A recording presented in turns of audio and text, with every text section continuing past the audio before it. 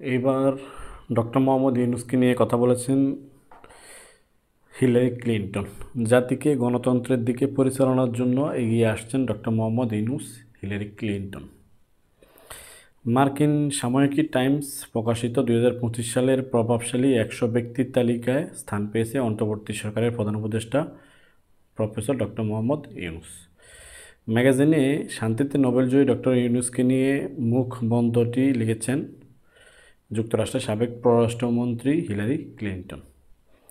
সাবেক মার্কিন secretary of state Hillary Clinton লিখেছেন, গত বছর ছাত্র আন্দোলনের নেতৃত্বাধীন এক অভ্যুত্থানে বাংলাদেশে স্বৈরাচারী প্রধানমন্ত্রীর পতনের পর একজন সুপরিচিত নেতা জাতিকে গণতন্ত্রের দিকে পরিচালিত করার জন্য এগিয়ে আসেন। তিনি হলেন নোবেলে শান্তি পুরস্কার বিজয়ী মোহাম্মদ ইউনূস।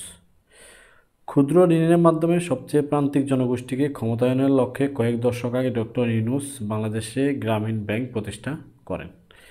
এর ফলে লাখ লাখ মানুষ, যাদের মধ্যে 97% নারী, ব্যবসা গড়ে তুলতে পারে, পরিবারকে টিকিয়ে রাখতে এবং আত্মমর্যাদা পুনরুদ্ধার করতে সক্ষম হয়।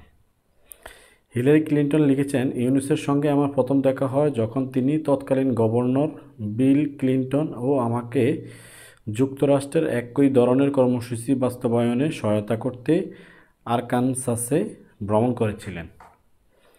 তারপর থেকে আমি বিশ্বের যেখানেই গেছি তার কাজের অসাধারণ প্রভাব প্রত্যক্ষ করেছি। তার কাজে বদলে গেছে জীবন, উন্নত হয়েছে বিভিন্ন সম্প্রদায় এবং নতুন করে জন্ম নিয়েছে আশা। এখন ইউনূস আবারও তার দেশের আহ্বানে সাড়া দিয়েছে। তিনি বাংলাদেশকে নিপীড়নের ছায়া থেকে বের করে আনছেন এবং সেই সঙ্গে মানবাধিকার পুনরুদ্ধার করছেন, জবাবদিহি দাবি করছেন এবং একটি ন্যায়সঙ্গত ও মুক্ত সমাজের ভিত্তি স্থাপন করছেন।